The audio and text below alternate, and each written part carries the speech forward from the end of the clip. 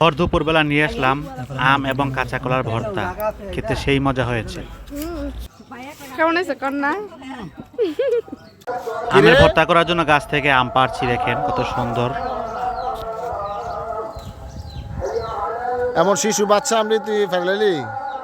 এখন সুমন টন্না দিয়ে কিছু আম পাড়তে আছে, দেখেন মাটিতে ফেললে অনেক বড় বড় আমগুলা। সবগুলোকে এখন ধুয়ে রেডি করব ভর্তার জন্য। প্রথমে আমগুলো ধুয়ে নিচ্ছি, তারপরে চুলকা ছিঁড়ে নিচ্ছি, তারপরে একটি স্লাইসার দিয়ে চিকন চিকন করে আমগুলোকে কেটে নিচ্ছি। তারপরে দিয়ে দিব এখানে কাঁচা কলা।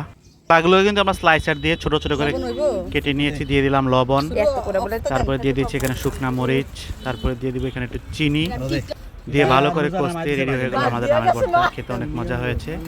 আমরা সবাই মিলে দুপুরবেলা খেলাম আমের ভর্তাগুলা, সেই স্বাদ।